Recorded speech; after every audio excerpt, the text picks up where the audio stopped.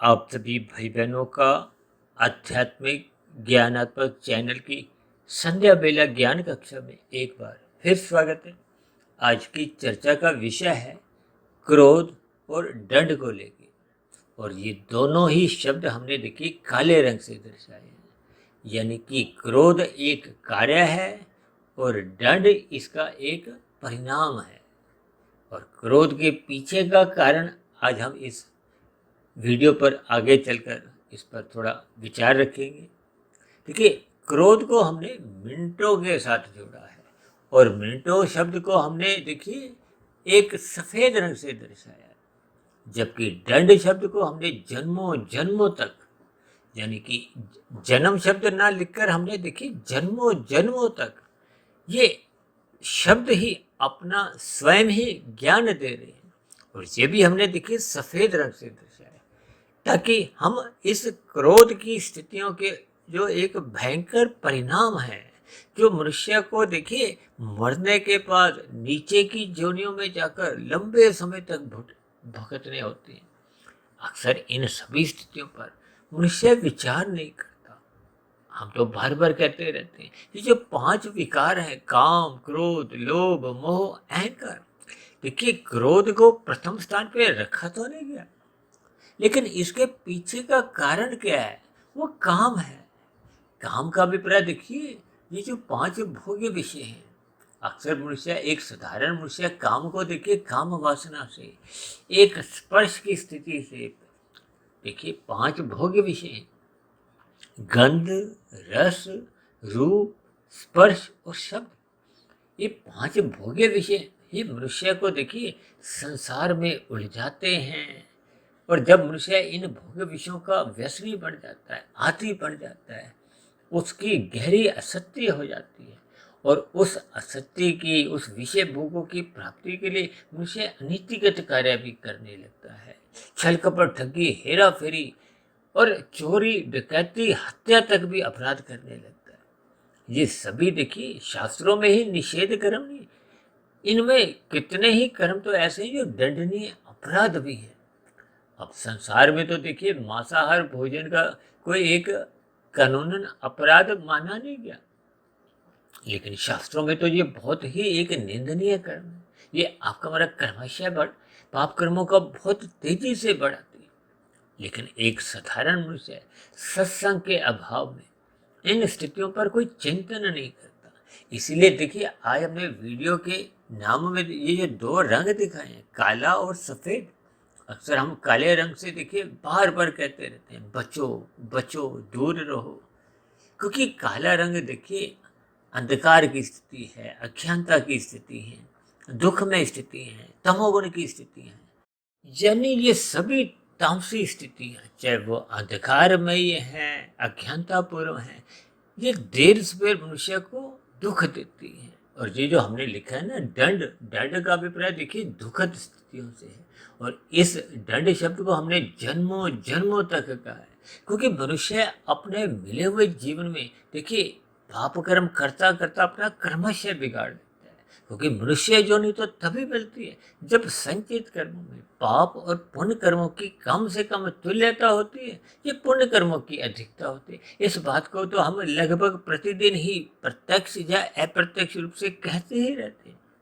लेकिन जब ये मनुष्य देखिए क्रोध की स्थितियों में आते हुए कोई जघन्य अपराध कर देते हैं, अब देखिए ये जो हत्या की स्थितियां बढ़ती है, अक्सर ये कभी कभी आपने रोड रेज की भी स्थितियां देखी होगी, जो आरंभिक स्थितियों में तो देखिए अपशब्दों से आरंभ होती है, गाली गलौज से आरंभ होती है, हाथापाई की स्थितियों पे पहुंच जाती है। और हाथापाई की स्थितियां होते होते कब ये क्रोधमय स्थितियां एक भयानक रूप, यानी कि तूफानी वेग लेते हुए कोई हत्या जैसी स्थितियां जो बन जाती हैं। देखिए हत्या हो, बलात्कार जैसी स्थितियां हो, ये एक जघन्य अपराध माने गए, महापाप माने गए।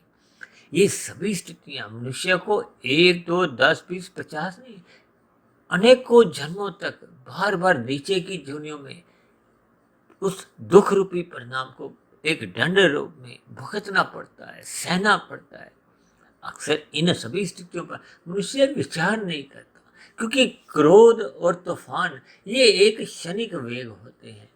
अक्सर मैं देखिए क्रोध को तूफान से इसलिए जोड़ता हूँ क्योंकि ये क्रोध या तूफान आते तो देखिए मिनटों के हैं, घंटों के हैं। देखिए तूफान तो फिर भी घंटों के हिसाब से आते हैं, लेकिन ये जो क्रोध की स्थितियां हैं ये तो मिनटों के हिसाब से आती हैं। हमने देखी यहाँ कोई घंटों की स्थितियां नहीं लिखी, कोई दिनों की स्थितियां नहीं लिखी, क्योंकि शास्त्रों में कहा गया है कि हम सभी भाई बहन सदा सदा के लिए केवल अपने स्वभाव में ही जी सकते हैं, और क्रोध में जीना आपका हमारा कोई स्वभाव नहीं है। शांत स्थिति में हम देखिए एक अपना जीवन बिताना आपका हमारा एक स्वभाव है, क्योंकि हम सभी भाई बहन देखिए चेतन स्वरूप आत्मा है। चेतन का अभिप्राय देखिए ज्ञान में स्थिति से है, इसलिए तो शास्त्रों में देखिए आत्मा को ज्ञान स्वरूप कहा गया और परमात्मा को आनंद स्वरूप कहा गया। देखिए कितने साधारण से शब्द हैं कि आत्मा को परमात्मा के सम्मुख रहना है। जब हम परमात्मा के सम्मुख रहते हैं तो आपका हमारा जो ज्ञान है वो आवृत नहीं होता। इसीलिए तो बार बार कहा जाता है कि मनुष्य जोनि में आंखों में निरंतर देखिए कोई हफ्ते में 1 घंटे के लिए या महीने में 2-4 घंटे के लिए ये सत्संग की स्थितियां नहीं समझाएगी। आपको हमें अपने व्यवहार में सात्विक स्थिति रखनी है। सात्विक स्थिति का अभिप्राय परमात्मा की स्मृति में ही आपको हमें जीना होता है। परमात्मा की स्मृति बने रहने से ही एक सात्विकता बनी रहती है। गुरु की आज्ञा में आपको हमें अपना जीवन व्यतीत करना चाहिए। शास्त्रों के अनुसार जो जो स्थितियां समझाई गई, देखिए शास्त्र ही आपको हमें विहित कर्म करने की विभिन्न प्रकार से एक प्रेरणा देते हैं, और पाप कर्मों से निषेध कर्मों से दूर रहने की, बचने की विभिन्न प्रकार की स्थितियों का बोध करवाते हैं। जब मनुष्य देखिए क्रोध करता है, क्रोध किस लिए करता है, इसके पीछे का कारण क्या होता है? क्रोध के पीछे का देखिए कारण आपकी हमारी भोग इच्छाएं होती हैं। अब भोग इच्छाओं से मनुष्य एक भोग इच्छा भोगता है, फिर दूसरी, फिर तीसरी, यानी कि उसकी कामनाएं बढ़ती जाती है, बढ़ती जाती है। ये कामना को तो कोई अंत नहीं है। आज 10 है, फिर 100 हो जाते, 100 की हजारों हो जाती। और इन कामनाओं में देखिए जो जो सहायक होता है उससे तो मनुष्य का देखिए एक मोह होता है, और जितनी जितनी कामनाएं पूर्ति होती जाती हैं उनसे मनुष्य अधिक एक भोगने लगता है, उसमें लोभ भी जागृत होता है, और लोभ का ही एक भयानक स्थिति वो संग्रह की स्थिति है। अक्सर हम कहते हैं ना, एक शब्द है लाभ, एक है लोभ। अब लाभ और लोभ में देखिए जब एक लाभ पे एक लोभ की मात्रा आ जाती है तो वो शब्द ही देखिए लोभ बन जाता है। अब देखो ना, अब हम इन शब्दों की मात्रा से, मात्रा का अभिप्राय आप क्वांटिटी से इस समय जोड़ सकते हो। देखिए शब्दों के भावार्थ समझते हो, और ये लोभ कब संग्रह की वृत्ति में मनुष्य को गिरा देता है। अक्सर मैं इस लोभ को देखिए एक चोर वृत्ति से जोड़ता हूँ, और संग्रह को एक राक्षस प्रवृत्ति से। ये मात्र एक शब्द समझने के लिए, ताकि हम इनकी एक जो बुराई है उस बुराई के गहरे अर्थों को हम आरंभ से ही समझें। यानी कि अपनी जो कामनाएं हैं, भोग इच्छाएं, इनको मर्यादा में रखें। तभी तो 4 पुरुषार्थों में धर्म प्रथम स्थान पे रखा गया है, और धर्म प्रथम स्थान का रखने का अभिप्राय सत्संग से है, सत्वगुण की स्थिति से है, गुरु की आज्ञा में। यानी कि आपको हमें अपना जीवन व्यवस्थित रखना होता है, अनुशासित रखना होता है, मर्यादित रखना होता है। यही उपदेश तो भगवान श्री कृष्ण जी ने गीता में अर्जुन के रथ के 5 घोड़ों की जो लगाम है वो अपने हाथ में रख के यही एक उपदेश दी है। क्योंकि ये भोग विषय जब आवारागर्द होते हैं, आवारागर्द कब होते हैं? जब ये लगाम कमजोर होती है, लगाम छुड़वा लेते हैं। देखिए जब हमारे बच्चे आपका हमारा कहना नहीं मानते, अध्यापकों के कहे अनुसार, यानी कि शिक्षक के आज्ञा अनुसार अपना एक विद्यार्थी जीवन व्यतीत नहीं करते, आवारागर्दी करते हैं, तो उनके जीवन देखिए एक गलत दिशा में जाने लगता है। जैसे आपके हमारे ये जो 5 भोग्य विषय हैं, ये 5 घोड़े हैं, ये जब अलग दिशा में भटक जाते हैं, भटकना क्या है? तमोगुण में गिरना। और नियंत्रण में रखने का अभिप्राय सत्वगुण की स्थिति है। इसलिए तो बार बार कहा जाता है कि पशु वृत्तियों से ऊपर उठो, क्योंकि जब ये घोड़े आवारागर्दी करते हैं, यानी कि जब भोग विषय अमर्यादित हो जाते हैं, तो आपके हमारे व्यवहार में पशु वृत्तियां जन्म लेती हैं। ये पशु वृत्तियां जब भयानक हो जाती हैं तो फिर ये एक निंदनीय पाप कर्म, जघन्य अपराध करवाए जाते हैं। ये जो समाज में देखिए क्रोध के फलस्वरूप जो हत्या जैसी स्थितियां उत्पन्न होती हैं, अक्सर न्यायालय में ऐसे कितने ही अभियुक्तों ने इस बात को स्वीकार किया कि देखिए मैं उसका एक हत्या करना नहीं चाहता था, लेकिन उस समय क्रोध का रूपी एक राक्षस मेरे अंदर आने से मुझे पता ही नहीं चला कि कब मैंने हत्या कर दी। यानी कि ये जो मिनटों का जो क्रोध आया, इसका कारण क्या था? रजोगुण। रजोगुण का अमर्यादित होने का कारण क्या था? सत्वगुण की न्यूनता। इसीलिए तो बार बार कहा जाए सत्संग करो, सत्संग करो। अक्सर मनुष्य देखिए सत्संग को बहुत हल्के में लेते हैं, और कुछ मनुष्य तो देखिए इसको मजाक में भी लेते हैं। जबकि सत्वगुण का अभिप्राय सत्वगुण का संग करने से है। लेकिन जब हम गाड़ी चलाते हैं, यदि आपको में ज्ञान नहीं है, तो फिर आपके हमारी गाड़ी कहीं ना कहीं दुर्घटनाग्रस्त होती है। देखिए जिसको ज्ञान होता है वो तो बातें करता हुआ भी गाड़ी चलाता है, लेकिन जिसको ज्ञान नहीं है, जो कहते हैं ना, जब एक लर्नर जो अभी सीख रहा है, वो तो बिल्कुल ध्यान उस पर केंद्रित रखते हुए भी चलाने में उसको घबराहट होती है। इन सभी स्थितियों के आपको में भावार्थ समझते हुए अपने जीवन रूपी गाड़ी की दिशा को एक परमात्मा की ओर मोड़ना चाहिए। यानी कि आपको में ब्रह्म मुहूर्त में उठना होगा। ब्रह्म मुहूर्त में उठने से ही आपकी हमारी साधना आरंभ होती है। साधना आरंभ होने का अभिप्राय क्या है कि जब मनुष्य परोपकार के कार्यों में एक निष्कामता ले आते हैं, और यदि मनुष्य की देखिए छीना झपटी की ही प्रवृत्ति बनी हुई है, छीना झपटी का अभिप्राय देखिए तामसी कर्मों से है। इसलिए तो बार बार कहा जाता है कि तमोगुण से 10 गुना अच्छा रजोगुण है, और रजोगुण से 10 गुना अच्छा सत्वगुण है, और सत्वगुण से भी 10 गुना अच्छा शुद्ध सत्वगुण है। इनके भावार्थ क्या है कि आपको हमें यदि प्रकृति के विषय भोगने ही है, तो उसके लिए आपको हमें पुरुषार्थ करना है, विधि विधान द्वारा एक धर्माधार आचरण रखते हुए उन फलों को प्राप्त करना है। यदि हम छीना झपटी करते हैं, देखिए कर्म फल सिद्धांत में कर्म पहले कहा गया है, फल बाद में मिलता है।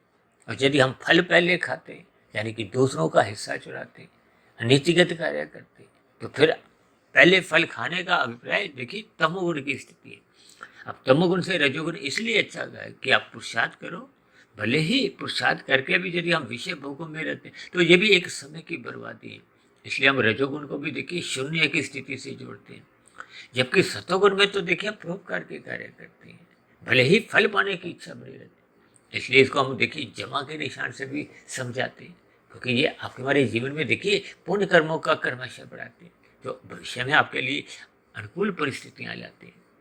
जबकि तमोगुण की स्थितियां हों, ये तो आपके हमारे जीवन में दंडमय स्थितियां उत्पन्न करते हैं।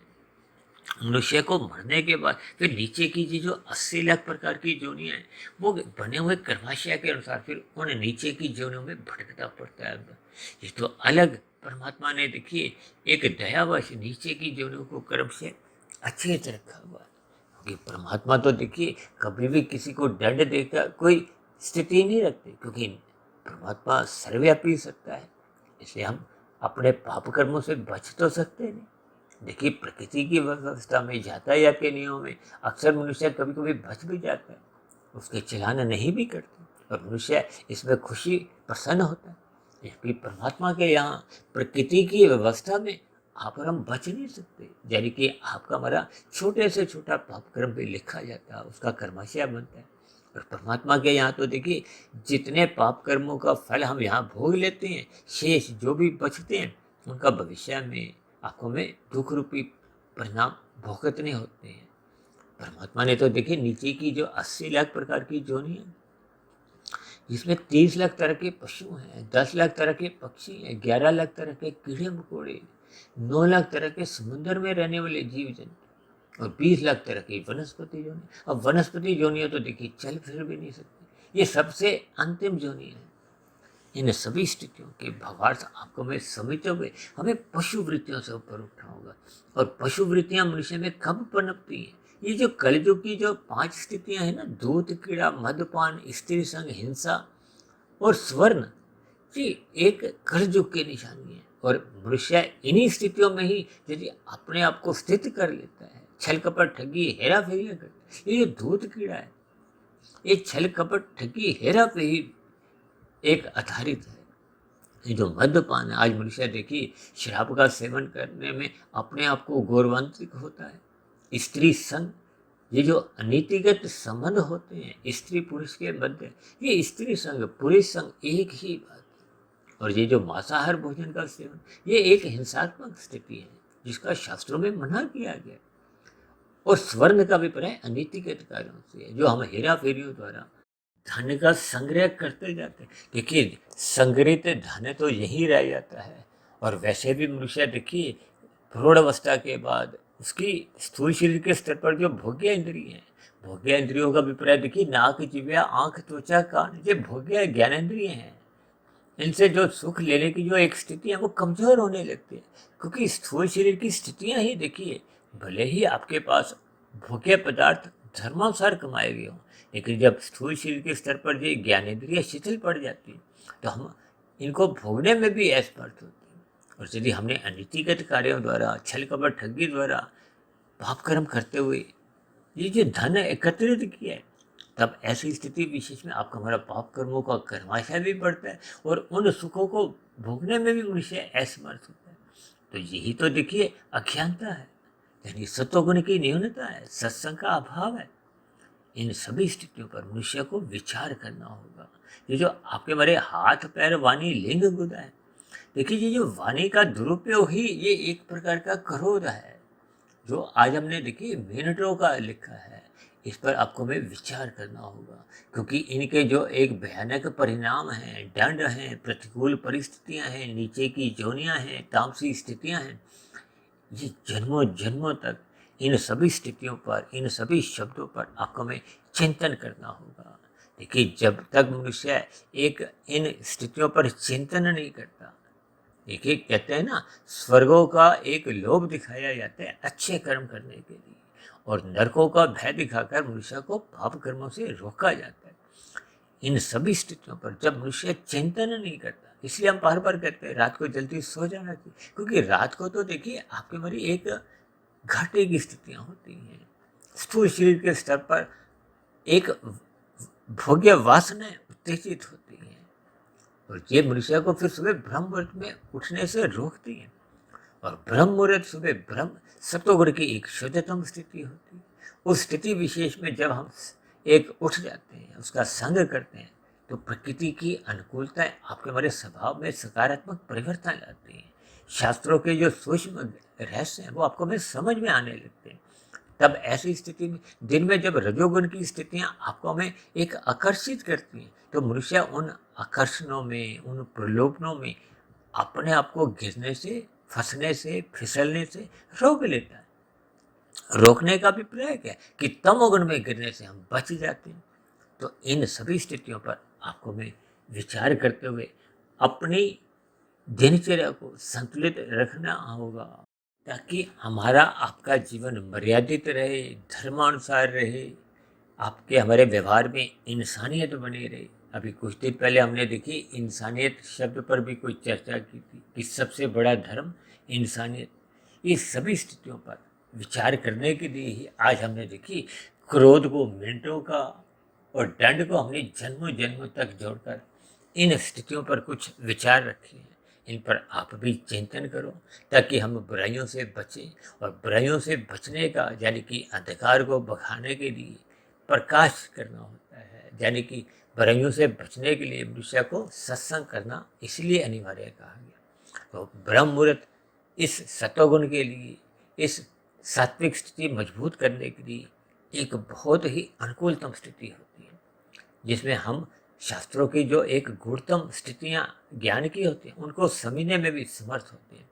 तो ऐसी सभी बुराइयों से बचने के लिए आपको मैं श्रद्धापूर्वक निरंतर सत्संग करते हुए अपने स्थूल शरीर को, अपने सूक्ष्म शरीर को और कार्य शरीर में शुभ संस्कार बनाते हुए अपना कर्माशय भी शुद्ध करना होगा। फिर आपको मैं कर्मशय, कर्म योग, ज्ञान योग, भक्ति योग की स्थितियों में पहुँचते हुए अपने मिले हुए जीवन के अवसर का लाभ उठाना चाहिए। ऐसी सभी शुभ सात्विक स्थितियाँ आपके जीवन में भी बनने लगे, ताकि हम सभी बुराइयों से दूर रहें। इन्हीं शब्दों के साथ चर्चा विशेष को यहीं विश्राम देते हैं। कल सुबह फिर मिलते हैं ब्रह्म मुहूर्त ज्ञान उपदेश कक्षा में। तब तक आप अपने आध्यात्मिक में सुधीर भाटिया फकीर को इजाज़त दीजिए। आप सभी भाई बहनों को बहुत बहुत शुभ रात्रि और सुबह ब्रह्म मुहूर्त में उठने के लिए मेरी ओर से बहुत बहुत शुभकामनाएं, ताकि हमारा जो एक मुख्य विकार है क्रोध, वो पूर्ण रूप से समाप्त हो। फिर भी चर्चा संबंधित आपके मन में कोई प्रश्न उठ रहा हो, कोई मेरी कही गई बातों पे आपको आपत्ति हो, तो नीचे दिए गए कमेंट्स बॉक्स पर आपके प्रश्नों का, सुझावों का और सभी शिकायतों का सदा ही स्वागत है। चर्चा विशेष को ध्यानपूर्वक सुनने के लिए आप सभी भाई बहनों का भी बहुत बहुत धन्यवाद।